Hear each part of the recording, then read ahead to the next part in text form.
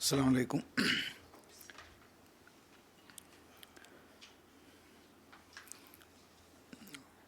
വളരെ ആഴത്തിലുള്ള ഒരു ക്ലാസ്സാണ് ഇപ്പം നമ്മൾ കേട്ടിട്ടുള്ളത്. അതിനുശേഷം അതിലേക്ക് കുറച്ച് കൂട്ടിച്ചേർക്കൽ മാത്രമാണ് ഞാനിവിടെ എൻ്റെ ഈ സംസാരത്തിലൂടെ ശ്രമിക്കുന്നത്. ഒന്ന്, പരിശുദ്ധ ഖുർആൻ്റെ ഒരു അവകാശവാദം റസൂലുള്ളാഹി സ്വല്ലല്ലാഹു അലൈഹി വസല്ലം ഖുർആനിനെ സംബന്ധിച്ചിട്ട് പറഞ്ഞ ഒരു ആശയം മറ്റു പ്രവാചകന്മാർക്ക് ഉള്ളതുപോലുള്ള ഒരു മുഅ്ജിസത്തിൻ്റെ ആവശ്യം ഇല്ല, അല്ലെങ്കിൽ ആ ഒരു മുഅ്ജിസത്തിനെ ഖുർആൻ കൊണ്ട് കംപ്ലീറ്റ് ആക്കി. പ്രത്യേകിച്ചും ഈ മൂസാ നബി അലൈഹിസ്സലാം സമുദ്രം പിളർന്നതുപോലെയോ, ഈസാ നബി അലൈഹിസ്സലാം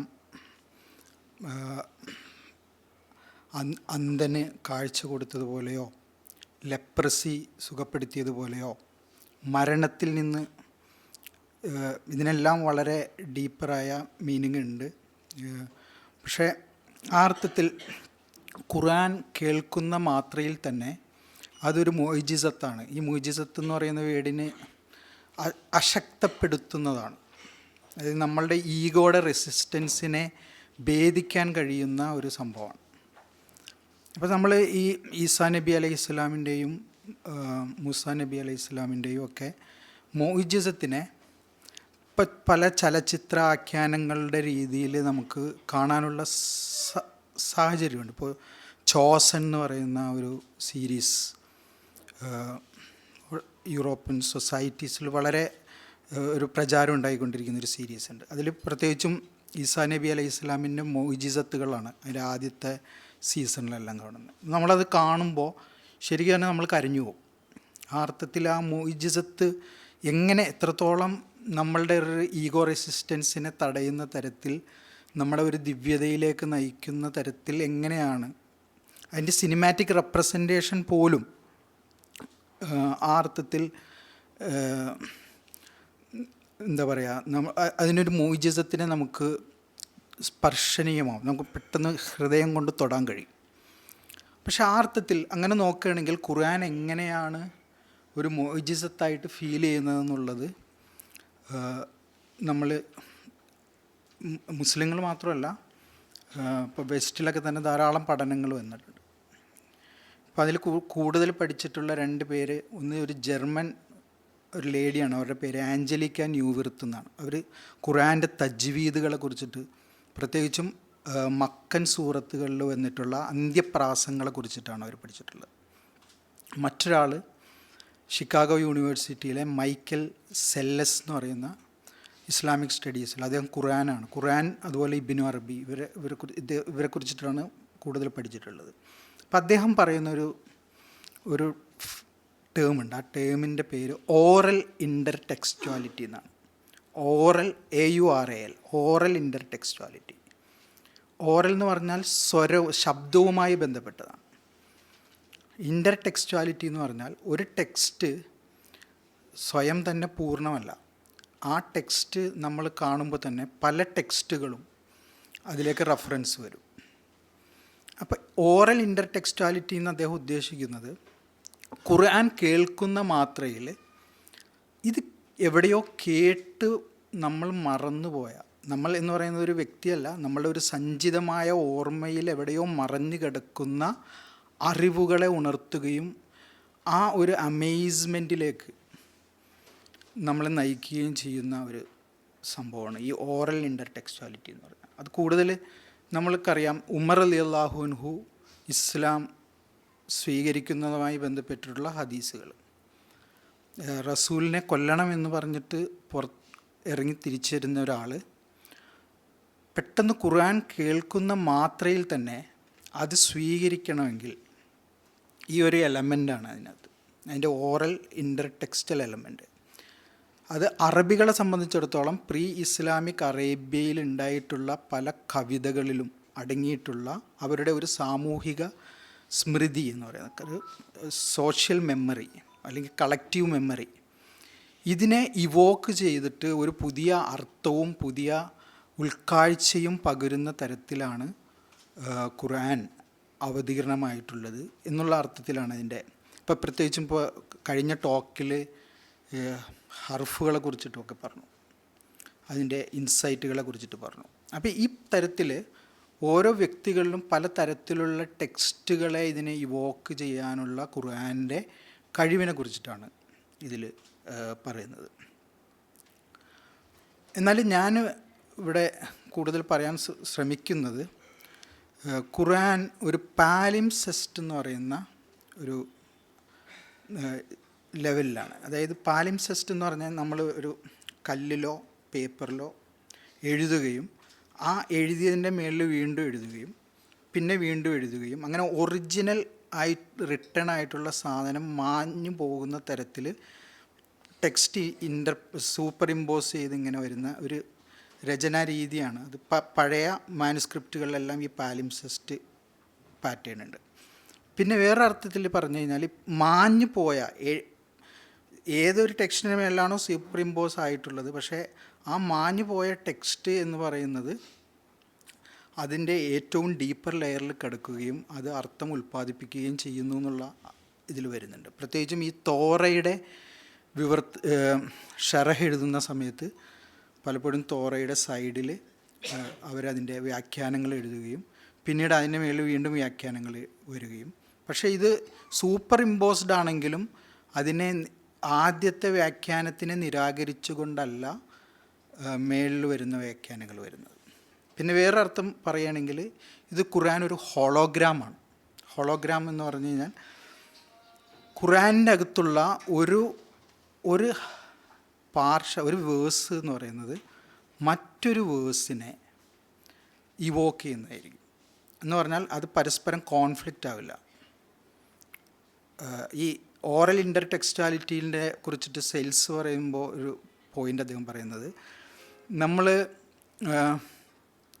ഖുർആൻ കേൾക്കുന്ന മാത്രയിൽ ഇതിനു മുമ്പ് എപ്പോഴോ വേറൊരു വചനം ഇതേപോലെ സമാനമായിട്ടുണ്ടായിട്ടുണ്ടല്ലോ. അതുകൊണ്ട് പലപ്പോഴും നമ്മൾ ഈ ഓതുന്ന സമയത്ത് ഉസ്താദ്മാർക്ക് തെറ്റുപറ്റും. ഒരു വചനം ഓതുന്ന സമയത്ത് വേറെ വചനത്തിൻ്റെ ഇത് ശരിക്കും അത് തെറ്റല്ല. അത് ശരിക്കും പറഞ്ഞു കഴിഞ്ഞാൽ നമ്മളുടെ സബ് കോൺഷ്യസിലുള്ള മീനിങ്ങുകൾ കയറി ഇറങ്ങി വരുന്നത്. അപ്പോൾ അന്ന് പറയുന്ന പോലെ ഖുർആൻ്റെ ഒരു ഹോളോഗ്രാമിക് അല്ലെങ്കിൽ അതിൻ്റെ ഒരു ഫീച്ചർ എന്താണെന്ന് പറഞ്ഞു കഴിഞ്ഞാൽ പരസ്പരം റിഫ്ലക്റ്റ് ചെയ്യും ഓരോ വചനങ്ങളും. അതിനകത്ത് ഡീപ്പർ മീനിങ്ങിൽ ആശയപരമായിട്ടുള്ള വ്യത്യാസങ്ങൾ ഉണ്ടാവില്ല. അതുകൊണ്ട് പല സമൂഹങ്ങളിലും ഈ ഖുർആൻ ഷിഫയാണെന്ന് പറയുന്നുണ്ടല്ലോ, ഷിഫ ഉൻ ലിമ ഫിസുദൂർ, നിങ്ങളുടെ ഹൃദയങ്ങളിലുള്ളതിന് ഒരു ഷിഫയാണെന്ന് പറയുന്നുണ്ട്. ഇതിനെ ഒരു എംപിരിക്കലായിട്ട് പ്രാക്ടീസ് ചെയ്തു പോരുന്നത്, പക്ഷേ പേർഷ്യൻ കൾച്ചറിലെല്ലാം അതുണ്ട്. ഖുർആൻ വളരെ റാൻഡമായിട്ട് മറിച്ച് നോക്കുന്നു. അങ്ങനെ മറിച്ച് നോക്കുന്ന സമയത്ത് നമ്മുടെ കണ്ണ് ഏതൊരു വേഴ്സിലാണോ ഏതൊരു ആയത്തിലാണോ നമ്മളുടെ കണ്ണ് ചെന്ന് പതിയുന്നത്, ആ ആയത്ത് നമ്മൾ നേരിടുന്ന എക്സിസ്റ്റൻഷ്യലും സൈക്കോളജിക്കലും ഫിലോസഫിക്കലുമായിട്ടുള്ള എല്ലാ ചോദ്യങ്ങളുടെയും ഒരു മറുപടി ആയിരിക്കുന്നതാണ്. അപ്പോൾ അങ്ങനെ നോക്കുകയാണെങ്കിൽ ഇപ്പോൾ ഞാൻ അത് ഇങ്ങനെ പ്രാക്ടീസ് ചെയ്ത സമയത്ത് വളരെ സാമ്പത്തികമായ ബുദ്ധിമുട്ടുണ്ടായിരുന്ന സമയത്ത് ഞാൻ ഇങ്ങനെ ഖുർആൻ നോക്കിയപ്പോൾ എൻ്റെ കണ്ണ് വന്ന് പതിച്ച വചനം ഹൈലിനെ കുറിച്ചിട്ടുള്ള ഒരു വചനമാണ്. മഹീലിനെ കുറിച്ചിട്ട് ചോദിക്കുന്നു. അപ്പോൾ അത് വളരെ നിങ്ങൾക്ക് ഇടങ്ങേറുള്ള സമയമാണെന്ന് പറഞ്ഞു. ഇപ്പോൾ ഇത് തമ്മിലുള്ള മണിയും മെൻസസും തമ്മിൽ എന്താണ് ബന്ധം? ഇത് ഒരു സർഫേസ് ലെവലിലല്ല ഇതിൻ്റെ റിലേഷൻഷിപ്പ് വരുന്നത്. നമ്മളുടെ ക്വസ്റ്റ്യനും നമ്മൾ കണ്ടെത്തുന്ന ആൻസറും തമ്മിലുള്ള കണക്ഷൻ വളരെ ഡീപ്ലി ഇപ്പം തഅ്വീലും തഫ്സീറും ഉണ്ടല്ലോ. തഫ്സീർ എന്ന് പറയുന്നത് നമ്മൾ അറിയാവുന്ന ലോജിക്ക്, അതുപോലെ ട്രഡീഷൻസ്, ഹിസ്റ്ററി, തഫ്സീർ, നരേറ്റീവ്സ്, ഇത് വെച്ചിട്ട് നമ്മൾ എത്തിച്ചേരുന്ന ലോജിക്കലായ ഒരു മീനിങ്ങിനെ കുറിച്ചിട്ടുള്ളൊരു കൺക്ലൂഷനാണ്. ഇതാണ് ഖുർആൻ്റെ അർത്ഥം എന്ന് പറയുന്നത്. അത് തഫ്സീർ. പക്ഷെ തഅ്വീൽ എന്ന് പറയുന്നത് നമ്മളുടെ ഓട്ടോണമിയിലുള്ള ഒരു മീനിങ് മേക്കിംഗ് അല്ല. മീൻസ് ഒരു ഹ്യൂമൻ ഏജൻസി അല്ല ആ മീനിങ് മേക്ക് ചെയ്യുന്നത്. ആ മീനിങ് നമുക്ക് ലതുന്യായിട്ട്, മീൻസ് വളരെ ഒരു ഡീപ്പർ ലെവലിൽ പടച്ചവൻ തന്നെ, ഇതിൻ്റെ ഓതർ തന്നെ റീഡറിലേക്ക് ആവാഹിച്ചു കൊടുക്കുന്ന, എത്തിച്ചു കൊടുക്കുന്ന മീനിങ്ങാണ്. ആ അർത്ഥത്തിൽ നമ്മൾ എടുക്കുകയാണെങ്കിൽ ഇപ്പോൾ ഈ തഫ്സീർ താവീൽ എന്നുള്ള ഇതിൽ പല ഇൻ്റർപ്രിട്ടേഷൻസും പല രീതിയിൽ അത് നവീന ആശയമല്ല.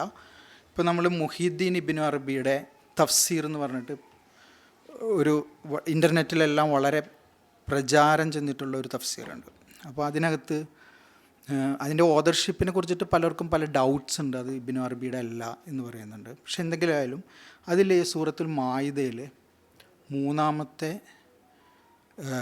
വചനം, അത് ഭക്ഷണം വിലക്കപ്പെട്ടതിനെ കുറിച്ചിട്ട്, വിലക്കപ്പെട്ട ഭക്ഷണങ്ങൾ എന്താണ് എന്നുള്ളതിനെ കുറിച്ചിട്ട് അദ്ദേഹം ചർച്ച ചെയ്യുന്ന ഒരു, അതായത്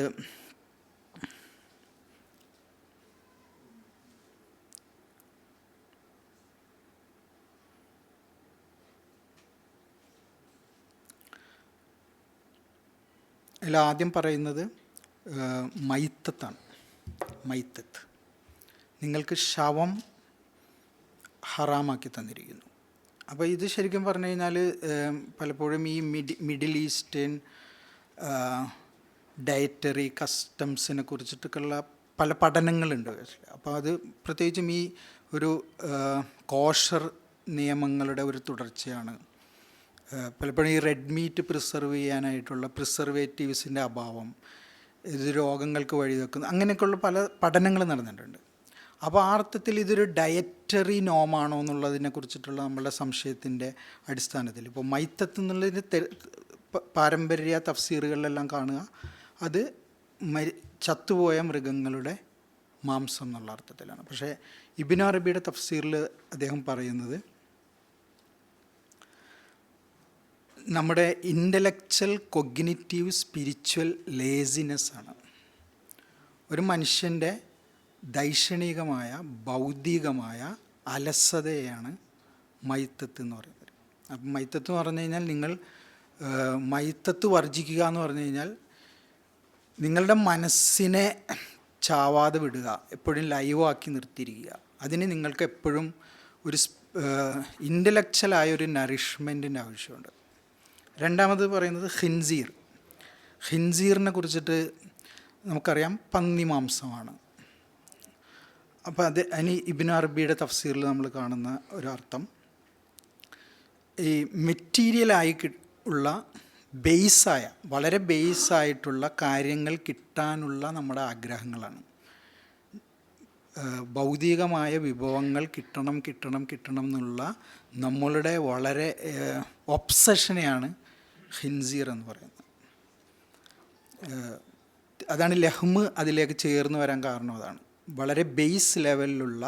അപ്പോൾ അതിന് നമ്മളുടെ പലപ്പോഴും ഈ സുറിയാനി അതുപോലെ തന്നെ ലേറ്റ് ആൻറ്റിക്വിറ്റി പല ടെക്സ്റ്റുകളിലും ഒക്കെ ഖിൻസീറിൻ്റെ എറ്റിമോളജിയിൽ ഇത് വരുന്നുണ്ട്. വളരെ ബേസായ മോശമായ സാധനങ്ങളെ കുറിച്ചിട്ട് പറയാൻ ഇഡിയോമാറ്റിക്കലി ശൈലീപരമായി ഉപയോഗിച്ചിരുന്നതാണ് ഖിൻസീർ. മൂന്നാമത്തത് വമ ഉഹില്ല ലി ഗൈരില്ല. നമ്മളുടെ അന്വേഷണത്തിന് അള്ളാഹു അല്ലാത്ത ഒന്നും ആഗ്രഹിക്കാതിരിക്കുക എന്നുള്ളതാണ്. ഒറ്റ ലക്ഷ്യം ഉണ്ടാവുന്നുള്ളൂ, അത് അള്ളാഹു മാത്രമായിരിക്കുക. അതാണ് വമ ഉഹില്ല ലി ഗൈരില്ല. അപ്പോൾ ഈ തഫ്സീർ, ഇതിൻ്റെ അർത്ഥം നമുക്കിപ്പോൾ ഈ എന്താ പറയുക, ഇങ്ങനെ ഇതിൻ്റെ ഡീപ്പർ മീനിങ് ഉണ്ടെങ്കിൽ നമുക്ക് അതിൻ്റെ വളരെ ലിറ്ററൽ ലെവലിലുള്ള മീനിങ്, അല്ല അക്ഷരാർത്ഥത്തിൽ നമുക്ക് കിട്ടുന്ന അർത്ഥത്തെ നമുക്ക് ഒഴിവാക്കാം, അല്ലെങ്കിൽ അതിൻ്റെ ഡീപ്പർ മീനിങ് മാത്രം എടുത്താൽ മതി എന്നല്ല ഇതിൻ്റെ അർത്ഥം. കാരണം ഈ തഫ്സീറെല്ലാം പറഞ്ഞിട്ടുള്ള ആളുകളെല്ലാം അവർ വളരെ സ്റ്റൂഡിയസ് ആയിട്ട്, വളരെ റിലീജിയസ് ആയിട്ട് നിയമങ്ങൾ ഫോളോ ചെയ്തിരുന്ന ആളുകളാണ്. ബാഹ്യമായ അർത്ഥങ്ങളെയും ബാഹ്യമായ നിയമങ്ങളെയും ഫോളോ ചെയ്തിരുന്ന ആളുകളാണ്. പക്ഷേ ഖുർആനിന് കേവലമായ ഒരു നിയമ പുസ്തകം എന്നുള്ളതിനപ്പുറത്തേക്ക്, അല്ലെങ്കിൽ അക്ഷരാർത്ഥപരമായ ഇത്തരം ഒരു ഡയറ്ററി ബുക്ക് എന്നുള്ളതിനപ്പുറത്തേക്ക് ഇതിനൊരു മെറ്റാഫിസിക്കലായ ഒരു ഡൈമെൻഷൻ ഉണ്ട്, മെറ്റാഫിസിക്കലായ ഒരു മാനം ഖുർആനിനകത്തുണ്ട് എന്ന് പറയുന്ന ഒരു ലെവലിലേക്കാണ്. അത് എനിക്ക് തോന്നുന്നത് ഇപ്പോൾ ഇബ്നു അറബീനെ വായിക്കുന്നത് കൊണ്ടോ അല്ലെങ്കിൽ നമ്മുടെ ഒരു ക്ലാസിക്കൽ സൂഫി മിസ്റ്റിസിസം ഫോളോ ചെയ്യുന്നത് കൊണ്ടോ മാത്രം നമുക്ക് കിട്ടുന്നതല്ല. പലപ്പോഴും ഇപ്പോൾ ഈ ലേറ്റ് ആൻറ്റിക്വിറ്റി റിസർച്ചുകളിൽ നിരവധി പഠനങ്ങളുണ്ട്. ഈ പഠനങ്ങൾ പലപ്പോഴും നമ്മൾ പരമ്പരാഗതമായി മനസ്സിലാക്കി വച്ചിരിക്കുന്ന മീനിങ്സിനെ എങ്ങനെ ഒരു പുതിയ ലൈറ്റിൽ, പുതിയ ആർക്കിയോളജിക്കൽ എവിഡൻസിൻ്റെ ലൈറ്റിൽ, അല്ലെങ്കിൽ നാണയ പഠനങ്ങളുടെ ലൈറ്റിൽ നമുക്കെങ്ങനെ ഇതിനെ ഇൻസൈറ്റ്ഫുള്ളായിട്ട് വ്യാഖ്യാനിക്കാം എന്ന് പറയുന്ന, അതിന് വെളിച്ചം വീശുന്ന തരത്തിലുള്ള പുതിയ ഡിസ്കവറീസ് വരുന്നുണ്ട്. അതിലൊരു ഡിസ്കവറിയാണ്, അതിൽ ഡാനിയൽ ബക്ക് എന്ന് പറയുന്ന ഒരു അദ്ദേഹം ഒരു ലീഗൽ സ്കോളറാണ്. പക്ഷേ ഇദ്ദേഹത്തിൻ്റെ ഒരു ഏരിയ എന്ന് പറയുന്നത് ഖുർആൻ റിസർച്ചാണ്. അപ്പോൾ അദ്ദേഹം അതിൽ നടത്തിയിട്ടുള്ളൊരു പഠനം മെറ്റാഫിസിക്കൽ കേഴ്സ് ഇൻ ദ ഖുർആൻ എന്ന് പറഞ്ഞിട്ട് അദ്ദേഹം ഒരു പഠനം നടത്തിയിട്ടുണ്ട്. മെറ്റാഫിസിക്കൽ കേഴ്സ് എന്ന് പറഞ്ഞാൽ ഖുർആനിൽ ഈ തബ്ബത്ത് എന്ന് പറയുന്ന വചനം വെച്ചിട്ടുള്ള ശാപം, ഖുർആൻ ആരെയൊക്കെയാണ് ശപിച്ചിരിക്കുന്നത് എന്നുള്ള പഠനങ്ങളാണ് അദ്ദേഹം നടത്തിയിട്ടുള്ളത്. അപ്പോൾ അതിൽ 2 സൂറത്തുകൾ അദ്ദേഹം കമ്പയർ ചെയ്യുന്നുണ്ട്. അതിൽ ഒരു സൂറത്ത്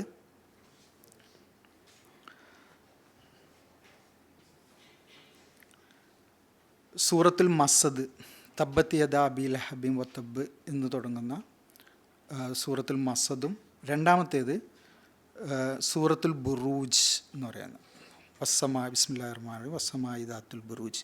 ആ സൂറത്തിൻ്റെ അവസാനം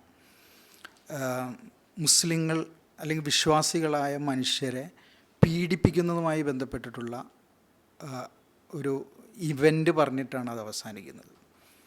ആ ഇവൻറ്റിനെ കുറിച്ചിട്ട് പൊതുവെ ഒരു ഹിസ്റ്റോറിയോഗ്രാഫിക്കൽ എവിഡൻസ് പറയുന്നത് ബാബിലോണിയൻ എക്സൈൽ എന്ന് പറയുന്ന ഒരു സംഭവം ഉണ്ടായിട്ടുണ്ട്. ആ സംഭവം എന്ന് പറയുന്നത് അന്ന് ഈ പേർഷ്യയുടെയും റോമിൻ്റെയും ഇടയിൽ ഉള്ളൊരു സ്ഥലമാണ് ഈ ബാബിലോണിയൻ. അവിടെ ജ്യൂസാണ് കൂടുതലുണ്ടായിട്ടുള്ളത്. അപ്പോൾ ഈ യഹൂദരെ പേർഷ്യയിലെ 2ാമത്തെ രാജാവ് ഹിസ്ര രണ്ടാമൻ പീഡിപ്പിച്ചെന്നും അവരെ ബന്ധവസ്ഥരാക്കിയെന്നും വളരെയധികം ഒരുപക്ഷെ ചരിത്രത്തിൽ ഒരു ജനസൈഡിൻ്റെ ഒരു ആദ്യ ജനസൈഡ് എന്ന് പറയാവുന്ന ഒരു ചരിത്ര പഠനം നടത്തുന്ന ആളുകൾക്കൊക്കെ അറിയാവുന്ന ഒരു സംഭവമാണ് ബാബിലോണിയൻ എക്സൈൽ എന്നാണ് അതിൻ്റെ ഹിസ്റ്ററിയിൽ പറയുന്നത്. ഇതിനെക്കുറിച്ചിട്ടാണ് ഖുർആനിൽ അവരെ ഇത് നടത്തിയിട്ടുള്ള ആളുകളെ, ജനസൈഡ് നടത്തിയിട്ടുള്ള ആളുകളെ നിശിതമായി വിമർശിച്ചിട്ടുള്ള സൂറത്തുൽ ബുറൂജ് അവസാനിക്കുന്നത്. എന്നിട്ട് ഈ സൂറത്തുൽ മസദിലേക്കാണ് അദ്ദേഹം പോകുന്നത്. സൂറത്തുൽ മസദിൽ കുറിച്ചിട്ട് നമ്മളുടെ പരമ്പരാഗതമായ തഫ്സീറുകൾ എടുത്തു നോക്കുകയാണെങ്കിൽ അത് റസൂലുള്ളാഹി സ്വല്ലല്ലാഹി അലൈഹി വസല്ലമയുടെ അങ്കിളായ, പാറ്റേണൽ അങ്കിളായ അബൂ ലഹബിനെ കുറിച്ചിട്ടാണ് അത് പറഞ്ഞിരിക്കുന്നത്. അപ്പോൾ അത് പൊതുവെ നമ്മളങ്ങനെയാണ് വിശ്വസിച്ച് വരുന്നത്. പക്ഷേ ഡാനിയൽ ബെക്ക് അന്ന് ഈ ലേറ്റ് ആൻറ്റിക്വിറ്റി ടെക്സ്റ്റുകൾ, അതായത് അറബിയിലല്ലാത്ത ഇതുമായി ബന്ധപ്പെട്ടിട്ട് ഈ ബാബിലോണിയൻ എക്സൈലുമായി ബന്ധപ്പെട്ടിട്ട് നടത്തിയിട്ടുള്ള നാണയങ്ങളെ കുറിച്ചിട്ടും രേഖകൾ പഠിച്ചിട്ടും അദ്ദേഹം പറയുന്നത് ഈ കിസ്ര രണ്ടാമന് ഒരു ഇരട്ടപ്പേരുണ്ടായിരുന്നു. ആ ഇരട്ടപ്പേര് ഫാദർ ഓഫ് ഫ്ലെയിം എന്നായിരുന്നു.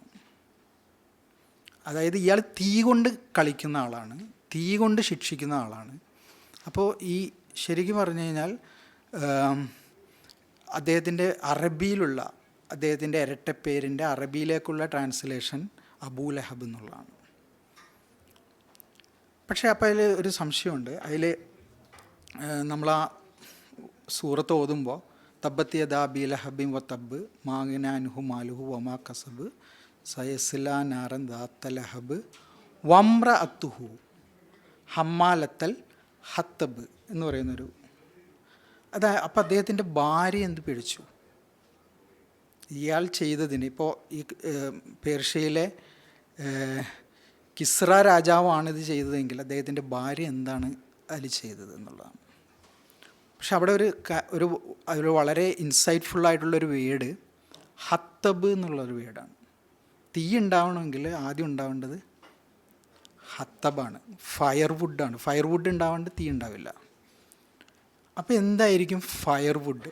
അപ്പോൾ അതിൽ ഈ പേർഷ്യനേറ്റ് വേൾഡിൽ ഉണ്ടായിട്ടുള്ള ഒരു കൺസെപ്റ്റ്, നമ്മൾ ചെയ്യുന്ന ആക്ഷൻസിനെല്ലാം ഒരു മെൻ്റൽ അതിന് ഇൻസൈറ്റ് ചെയ്യുന്ന മാനസികമായ ഒരു മോട്ടിവേഷൻ ഉണ്ടാവും. എല്ലാവർക്കും മോട്ടിവേഷൻ ഉണ്ടാവും. ആ മോട്ടിവേഷൻ്റെ അത് പലപ്പോഴും ഈ ഇസ്ലാമിക് തിയോളജിയിൽ വരുന്നുണ്ട്. ഇപ്പോൾ ഞാൻ ചെയ്യുന്ന കാര്യങ്ങളെല്ലാം ഞാനാണോ ചെയ്യുന്നത്, പടച്ചവനാണോ ചെയ്യുന്നത് എന്നുള്ള വളരെ ക്ലാസിക്കലായിട്ടുള്ള ഒരു തിയോഡൈസി ആർഗ്യുമെൻ്റ് ഉണ്ട്. അതിൽ മാത്തുരീദി എന്ന് പറയുന്ന ഇമാം മാത്തുരീദി പറയുന്നത് ഞാൻ ചെയ്യുന്നതിൻ്റെ മോട്ടിവേഷൻ എൻ്റേതാണെന്നും അത് ചെയ്യുന്ന ആക്ഷനാണ് ഗോഡ് ക്രിയേറ്റ് ചെയ്യുന്നതെന്നും അദ്ദേഹം പറയുന്നു. അപ്പോൾ ശരിക്കും പറഞ്ഞു കഴിഞ്ഞാൽ ആ മോട്ടിവേഷനാണ് അത്. നമ്മളുടെ എല്ലാ ആക്ഷനും സൈക്കിക്കാണ്.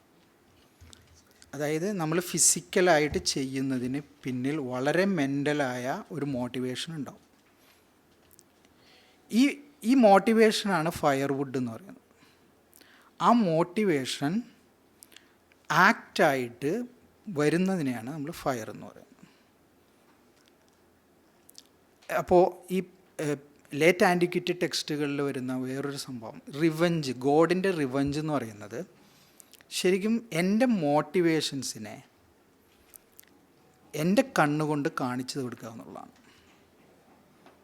എന്ന് പറഞ്ഞാൽ ഒരു എസ്കാറ്റോളജി, അതായത് നമ്മുടെ ഈ കാലങ്ങളെല്ലാം കഴിഞ്ഞിട്ടുള്ള ഒരു കാലത്ത് അത് പരലോകത്ത് ആ ടൈമിൽ ഞാൻ എന്താണോ ചെയ്തത് എൻ്റെ ആക്ഷനെ എൻ്റെ ഒരു കപ്പിളാക്കി മാറ്റുക എന്നുള്ളതാണ്. അപ്പോൾ വമ്ര അത്തുഹു എന്ന് പറഞ്ഞു കഴിഞ്ഞാൽ ഞാൻ ചെയ്യുന്ന കാര്യങ്ങൾ എൻ്റെ കപ്പിളായിട്ടിരിക്കുക എന്നുള്ളതാണ്. അത് തന്നെയാണ് അത് പലപ്പോഴും ഖുർആനിൽ റിഫ്രൈനായിട്ട് വരുന്നത് വമൻ യഅ്മൽ മിസ്കാല ദർറത്തിൻ ഖൈറൻ യറ വമൻ യഅ്മൽ മിസ്കാല ദർറത്തിൻ ശർറൻ യറ.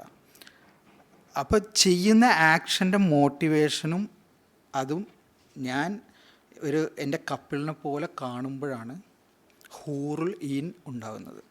അതൊരു നന്മയായ കാഴ്ചയാണ്. എൻ്റെ ഒരു നന്മയുടെ കാഴ്ചയാണെങ്കിൽ അത് ഹൂറുൽ ഈനാവും. അത് തിന്മയുടെ കാഴ്ചയാണെങ്കിൽ അത് ഒരു നാരകീയമായിട്ടുള്ള ഒരു അനുഭൂതിയായിട്ട് മാറും. ഈ അർത്ഥത്തിലാണ് ഖുർആനിൽ അബൂ ലഹബിനെ കുറിച്ചിട്ട് പറഞ്ഞിരിക്കുന്നത് എന്നുള്ള ഒരു ഇൻ്റർപ്രിട്ടേഷനാണ് അദ്ദേഹം അതിൽ കൊടുക്കുന്നത്. ശരിക്കും ഇതിൽ ക്ലാസിക്കൽ തഫ്സീറുകളിൽ നിന്ന് വളരെ വ്യത്യസ്തമായ ഒരു റീഡിങ്ങാണിത്. ഈ റീഡിങ് കൊണ്ട് ഒരു പക്ഷേ ഖുർആൻ്റെ വേറൊരു മുഅ്ജിസത്ത് എനിക്ക് മനസ്സിലാവുന്നത്, ഞാനിത് ഒരു പാരമ്പര്യ തഫ്സീർ ഫോളോ ചെയ്യാതെ എനിക്ക് ഇതിൽ നിന്നുള്ളൊരു ഇൻസൈറ്റ് കിട്ടുകയാണെങ്കിൽ എനിക്ക് മനസ്സിലാവുന്നത് ഞാൻ ചെയ്യുന്ന കാര്യങ്ങൾ ഇവിടെ നിൽക്കില്ല. അത് വേറൊരർത്ഥത്തിൽ എൻ്റെ ഒരു എക്സിസ്റ്റൻഷ്യലായ എൻ്റെ ഒരു ബീയിങ്ങിൻ്റെ പാർട്ടായിട്ട് ഞാൻ ചുമന്നുകൊണ്ടേ നടക്കും. അത് എന്ന് മാത്രമല്ല, റസൂലുള്ളാഹി സ്വല്ലല്ലാഹു അലൈഹി വസല്ലമയെ ഉപദ്രവിച്ചത് അബൂ ലഹബ് മാത്രമല്ല, ഒരുപാട് ആളുകളുണ്ട്. അബൂ ജഹലുണ്ട്, ഉത്തുബത്തുണ്ട്, ഷൈബത്തുണ്ട്, അതിനേക്കാളും വലിയ ക്രൂരത ചെയ്ത ആളുകളുണ്ട്. അപ്പോൾ അവരെ ഒന്നും ശിക്ഷിക്കാതെ, മെൻഷൻ ചെയ്യാതെ എന്തിനുകൊണ്ടാണ് അബൂ ലഹബ് എന്നുള്ള അബൂ ലഹബിനെ മാത്രം എടുത്ത് പറഞ്ഞിരിക്കുന്നത്? Why does he deserve a mention in the Quran എന്നുള്ളൊരു ചോദ്യം. അപ്പോൾ ഖുർആൻ്റെ ഒരു കാരണം ഇതിന് നമ്മൾ ക്രൊണോളജിക്കലി നോക്കുകയാണെങ്കിൽ ഏർലി മക്കൻ സൂറയാണിത്. ഏർലി മക്കൻ സൂറ എന്ന് പറയുന്നത് പ്രവാചകൻ്റെ നുബുവത്തിന് ശേഷം വന്നിട്ടുള്ള കച്ചവട യാത്രകളുമായി ബന്ധപ്പെട്ടിട്ടുള്ള വചനങ്ങളാണ്. അപ്പോൾ ശരിക്കും ഈ ബാബിലോണിയൻ എക്സൈലിനെ കുറിച്ചിട്ടുള്ള പല ഫോക്ലോറുകളും ഈ കച്ചവട യാത്രകളിൽ നിലനിന്നതാണ്. അപ്പോൾ റസൂലുള്ളാഹി സ്വല്ലല്ലാഹു അലൈഹി വസല്ലമയുടെ മനസ്സിൽ അന്നുണ്ടായിട്ടുള്ള പല ക്വസ്റ്റ്യൻസിൻ്റെയും ആൻസർ കൂടിയാണത്. അപ്പോൾ കേവലം ഒരു വ്യക്തി എന്നുള്ളതിനപ്പുറത്തേക്ക് ഒരു ജനസൈഡിൻ്റെ ഒരു പ്രൊപ്പോർഷനിലേക്ക് അതിനെ അഡ്രസ്സ് ചെയ്യുന്ന തരത്തിലേക്ക് എനിക്ക് ഖുർആനെ കാണാൻ കഴിയുന്നു എന്നുള്ളത് കൂടിയാണ് ഇതിനകത്തുള്ള ഇമ്പോർട്ടൻസ്. ശരിക്കും പറഞ്ഞു കഴിഞ്ഞാൽ ഖുർആനിൽ നമ്മളുടെ ഒരു ലേറ്റ് ആൻറ്റിക്വിറ്റി കോണ്ടെക്സ്റ്റിൽ മാത്രമല്ല, പുതിയ ഫൈൻഡിങ്സിലൂടെയും പുതിയ റിസർച്ചുകളിലൂടെയും ഖുർആൻ്റെ മുഅ്ജിസത്ത് കൂടുതൽ വ്യക്തമായി മനസ്സിലാകുന്ന തരത്തിൽ ഈ പറയുന്ന അതിൻ്റെ ഒരു ഡീപ്പർ മീനിങ്ങിലേക്ക് പോകാൻ പറ്റുന്ന തരത്തിലുള്ള ഗവേഷണങ്ങളും കാര്യങ്ങളും എല്ലാം ഇപ്പോൾ നടക്കുന്നുണ്ട്. അതിൽ ഇപ്പോൾ ഏറ്റവും ലക്സൻബർഗ് എന്ന് പറയുന്നൊരു കക്ഷിയുടെ Syro Aramaic roots of the Quran എന്ന് പറയുന്നൊരു പുസ്തകം, അത് വളരെ വിവാദമായൊരു പുസ്തകമാണ്. അപ്പോൾ അതിൽ അദ്ദേഹം ഖുർആൻ അറബി ഭാഷയിലല്ല എഴുതപ്പെട്ടിട്ടുള്ളത്, ഖുർആൻ സീറോ അരാമായിക് എന്ന് പറയുന്ന ഭാഷയിൽ എഴുതപ്പെട്ടിട്ടുള്ള പുസ്തകമാണ്. അതുകൊണ്ട് അറബി ഭാഷയുടെ റൂട്ടിലേക്ക് പോവുകയാണെങ്കിൽ നമുക്കിതിൻ്റെ മീനിങ്സ് കിട്ടില്ല. അതിന് അദ്ദേഹം ധാരാളം പറയുന്നു. ഇപ്പോൾ ഈ ഹൂർലീനുമായി ബന്ധപ്പെട്ടിട്ടുള്ള അദ്ദേഹത്തിൻ്റെ ഒരു ചർച്ച,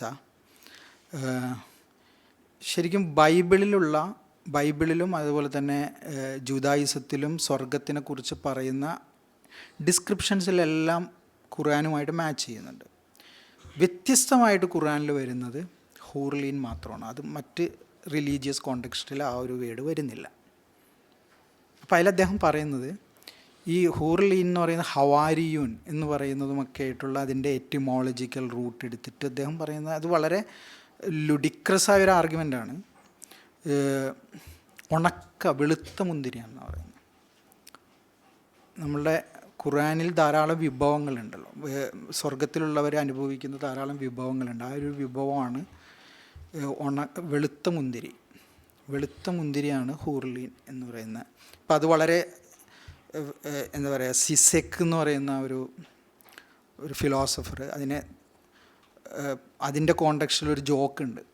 അദ്ദേഹത്തിൻ്റെ ജോക്സ് എന്ന് പറയുന്നൊരു പുസ്തകത്തിൽ ഇവിടെ ഒരു സൂയിസൈഡ് ബോംബർ എല്ലാം കഴിഞ്ഞിട്ട് സ്വർഗത്തിൽ വന്നിരിക്കുമ്പോൾ അദ്ദേഹത്തിൻ്റെ ഹൂർലീനെ വെയിറ്റ് ചെയ്തിട്ട് അവിടെ ഇരിക്കുക. അപ്പോൾ അദ്ദേഹത്തിന് മുമ്പിൽ ഒരു പ്ലേറ്റിൽ കുറച്ച് മുന്തിരി വെച്ചിട്ട് മലക്ക് സ്ഥലം വിട്ടു എന്നാണ് എൻ്റെ ഒരു കോണ്ടെക്സ്റ്റ് പറയുന്നത്. അപ്പോൾ ഇത് ധാരാളം അങ്ങനെയുള്ള പഠനങ്ങളുണ്ട്. പക്ഷേ ആ പഠനങ്ങളിൽ നിന്നും ഇതെല്ലാം പുതിയ ട്രഡീഷൻസാണ്. അപ്പം നമുക്ക് ചോദിക്കാൻ കഴിയുന്നൊരു ചോദ്യം, ഇത് ആദ്യകാലത്തുള്ള മുഫസ്സിറുകൾ എന്തുകൊണ്ടാണ് ഇത് കാണാതിരുന്നത്? എല്ലാ തഫ്സീറുകളിലും യൂണിവേഴ്സലായിട്ട് ഇപ്പോൾ അബൂലഹബിന് കൊടുത്തിരിക്കുന്ന മീനിങ് അത് റസൂലുള്ളാഹി സ്വല്ലല്ലാഹു അലൈഹി വസല്ലമയുടെ അങ്കിളാണെന്നുള്ള അർത്ഥത്തിലാണല്ലോ. പിന്നെ എന്തുകൊണ്ട് തഫ്സീർ എഴുതിയ ആളുകൾ ഇത് കണ്ടില്ല എന്ന് ഉള്ള ചോദ്യങ്ങൾ വരാറുണ്ട്. പക്ഷെ അതിൽ ആ ചോദ്യങ്ങളിൽ ഇപ്പോൾ അൽ ഇത്ഖാനു ഫി ഉലൂമിൽ ഖുർആൻ എന്ന് പറയുന്ന ജലാലുദ്ദീൻ സുയൂത്തിയുടെ ഒരു പുസ്തകമുണ്ട്. അതിൽ പറയുന്നൊരു സംഭവം, ഇബ്നു അബ്ബാസ് റളിയല്ലാഹു അൻഹു. ഇബ്നു അബ്ബാസ് എന്ന് പറയുമ്പോൾ നമ്മൾ മനസ്സിലാക്കേണ്ടത് ആദ്യത്തെ മുഫസ്സിറാണല്ലോ. അദ്ദേഹത്തിൻ്റെ അടുക്കൽ ഒരു ആർബിട്രേഷൻ രണ്ടുപേര് വന്നു. രണ്ടുപേര് പ്രശ്നം പരിഹരിക്കാൻ വന്നു, രണ്ട് ബദവികൾ. അവരുടെ പ്രശ്നം കിണറിൻ്റെ ഉടമസ്ഥത ആർക്കാണെന്നുള്ളതാണ്. ഒരാൾ കിണർ കുഴിച്ചു. അപ്പോൾ ഒരാൾ പറയുന്നത് എൻ്റെ കിണറാണ്, മറ്റാൾ പറയുന്നത് എൻ്റെ കിണറാണ്. അങ്ങനെ വന്നപ്പോൾ അതിലൊരാൾ, ഒരു ബദവി പറഞ്ഞു, ഒരു ബിദുവിൻ പറഞ്ഞത്, അനഫത്തർത്തുഹ, ഈ കിണർ കുത്തി ഉണ്ടാക്കിയത് ഞാനാണെന്ന് പറയുന്ന ഒരു സെൻറ്റൻസ് പറഞ്ഞു. അപ്പോൾ ആ നമ്മളിവിടെ ഡയലക്റ്റ്, ഈ ബദ്വിൻ ഡയലക്റ്റാണ് അനഫത്തർത്തുഹ എന്ന് പറയുന്നത്.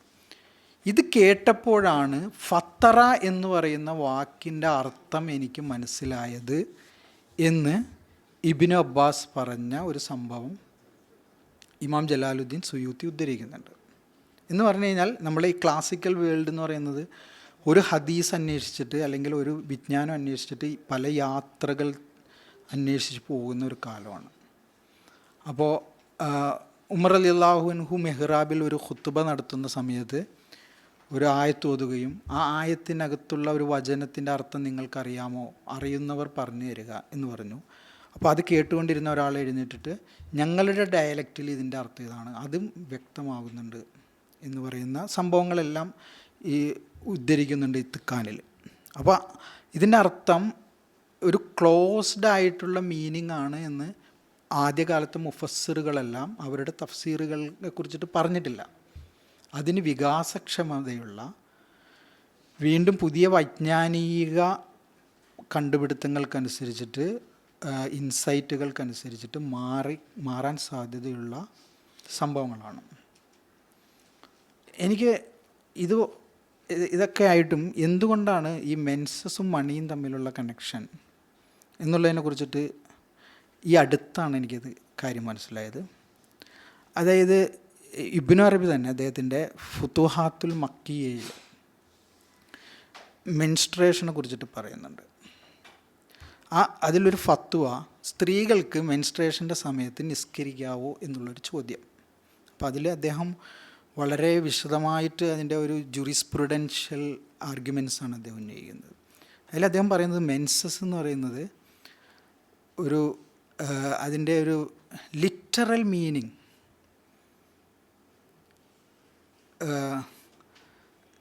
ഇതുപോലെ സ്ത്രീകൾക്ക് മാസങ്ങളായിട്ടുണ്ടാകുന്ന ഒരു അശുദ്ധിയുടെ ഘട്ടം എന്നുള്ളതല്ല. അത് ഒരാൾക്ക് മനസ്സിലുണ്ടാകുന്ന ഒരു അനുഭവം ഡിപ്പെൻഡൻസിയുടെ ഒരു അനുഭവമാണ്. അത് തയമ്മുമിനെ കുറിച്ചിട്ട് പറഞ്ഞ പാർട്ട്. തയമ്മും എന്ന് പറയുന്നത് വെള്ളം ഉപയോഗിക്കാൻ പറ്റാത്ത അവസ്ഥയാണ് തയമ്മും. നിങ്ങൾക്ക് വെള്ളം ഉപയോഗിക്കാൻ പറ്റില്ലെങ്കിൽ തയമ്മും ചെയ്യുക എന്ന് പറയുന്നുണ്ട്. അതിൽ അദ്ദേഹം പറയുന്നത് മണ്ണ് എന്ന് പറയുന്നത് മണ്ണായ വിജ്ഞാനീയത്തെക്കുറിച്ചിട്ടാണ്. നമ്മൾ മറ്റൊരാളോട് ചോദിച്ച് അറിഞ്ഞ് മനസ്സിലാക്കുന്ന വിജ്ഞാനത്തെയാണ് മണ്ണെന്ന് പറയുന്നത്. അത് തഫ്സീറാണ്. അതേസമയം ജലം എന്ന് പറയുന്നത്, വെള്ളം എന്ന് പറയുന്നത് വാട്ടർ ഓഫ് ലൈഫ്, ജീവൻ്റെ സ്രോതസ്സാണ്. അത് നമുക്ക് പടച്ചവൻ ഇറക്കി തരുന്നതാണ്. എന്ന് പറഞ്ഞു കഴിഞ്ഞാൽ പടച്ചവൻ ഇറക്കി തരുന്ന ഇൽമ് നിങ്ങൾക്ക് കിട്ടുന്നില്ലെങ്കിൽ, ആ ഇൽമിനെ നിങ്ങൾക്ക് റിലേ ചെയ്യാൻ പറ്റുന്നില്ലെങ്കിൽ, ആ പറ്റാത്തിടത്തോളം കാലം നിങ്ങൾ ആളുകളോട് ചോദിച്ച് ജ്ഞാനം കരസ്ഥമാക്കൂ എന്നുള്ളതാണ് തയമ്മുമിന് ഇബ്നു അറബി കൊടുത്തിട്ടുള്ള വ്യാഖ്യാനം. ആ അർത്ഥത്തിൽ നമ്മളുടെ ഒരു ഡിപ്പെൻഡൻസി സ്റ്റേജിൽ നമ്മൾ ആരോടാണോ ഡിപ്പെൻഡൻ്റ് ആയിട്ട് നിൽക്കുന്നത്, ആ ഡിപ്പെൻഡൻസി സ്റ്റേജിന് പറയുന്ന പേരാണ് മെൻസ്ട്രേഷൻ എന്ന് പറയുന്നത്. ആ ഡിപ്പെൻഡൻസി സ്റ്റേജ് ഇല്ലാത്ത സമയത്ത് ആളുകൾക്ക് പ്രാർത്ഥിക്കണമെങ്കിൽ പ്രാർത്ഥിക്കാം. അപ്പോൾ എനിക്ക് ഇതിന്ന് മനസ്സിലാവുന്നത്, നമ്മൾ പണത്തോട് എത്രയും ഡിപ്പെൻഡൻ്റ് ആയിട്ട് നിൽക്കുന്നോ ആ ഡിപ്പെൻഡൻസി സ്റ്റേജിനെ നമുക്ക് മെൻസ്ട്രേഷൻ, വേറൊരർത്ഥത്തിൽ ഒരു എക്സിസ്റ്റൻഷ്യൽ ലെവലിലുള്ള ഒരർത്ഥത്തിൽ നമുക്കതിനെ മെൻസ്ട്രേഷൻ എന്ന് പറയാം. അപ്പോൾ ഈ അർത്ഥത്തിൽ ഖുർആൻ എന്ന് പറയുന്നത്, ഞാൻ നേരത്തെ പറഞ്ഞതിലേക്ക് വരാം, അതൊരു പാലിംസിസ്റ്റാണെന്ന് പറയുന്നത്,